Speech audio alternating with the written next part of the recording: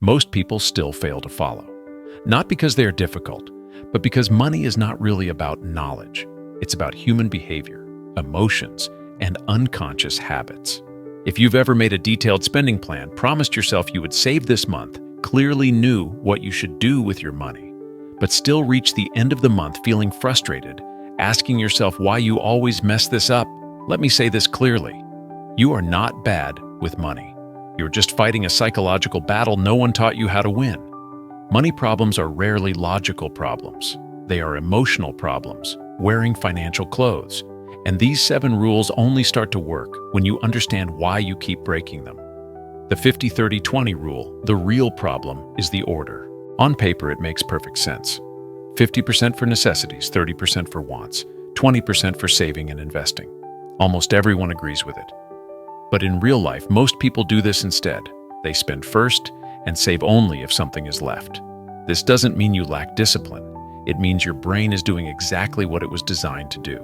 When you're tired, stressed, or overwhelmed, your brain craves immediate comfort. Saving money gives you no instant reward. Spending does. So the solution is not try harder. It's change the order. Save first, live with what remains.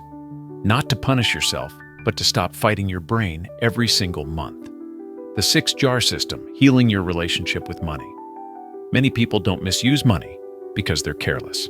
They misuse it because their money has no clear purpose. When all your money sits in one place, your strongest emotion decides where it goes. The 6-jar system is not just budgeting, it's psychological boundary setting. Necessities to survive without fear, financial freedom to reduce future anxiety, long-term savings to keep hope alive, education to grow instead of stagnate, giving to stay emotionally balanced, enjoyment to remember that life is not only pressure. Humans cannot live on discipline alone. We need meaning, safety, and joy. When money has a clear role, it stops becoming an emotional bandage. The 1% rule, escaping emotional spending. Most bad purchases are not driven by need. They are driven by unprocessed emotions. Stress, loneliness, comparison, the need to feel enough. The 1% rule is simple but powerful. If something costs more than 1% of your annual income, wait 3 days. Those 3 days are not for logic. They are for emotions to settle.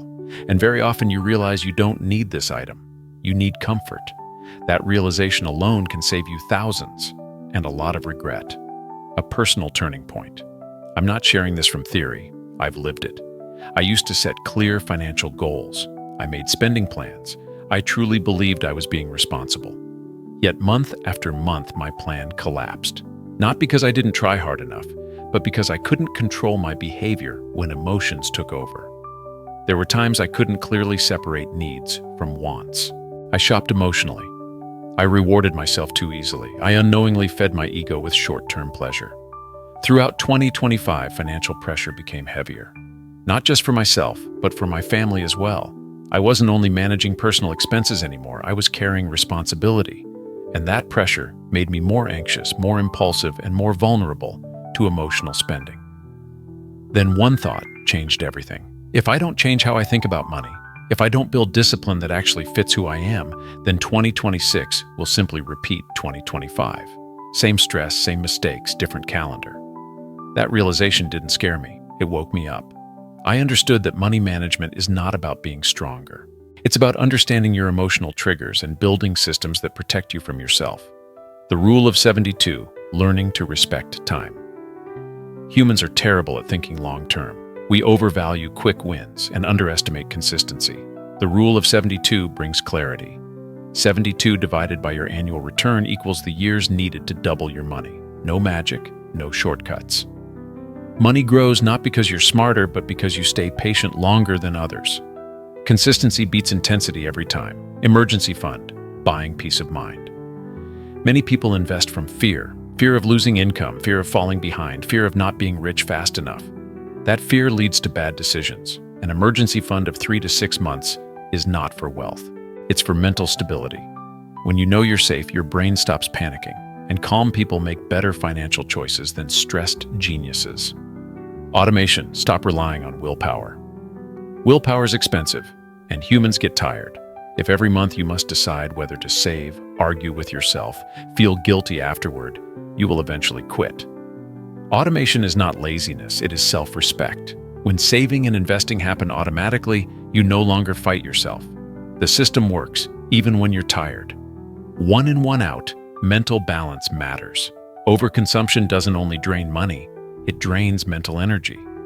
More stuff means more decisions, more clutter, more unconscious stress.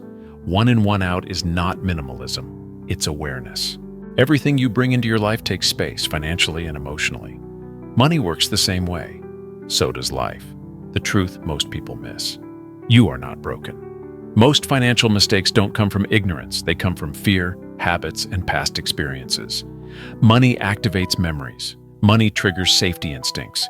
Money pushes survival buttons. That's why managing money is really managing yourself. When you stop blaming yourself, build systems that match who you are, and respect your emotional reality, money stops being a threat. It becomes a tool, and that's where real freedom begins.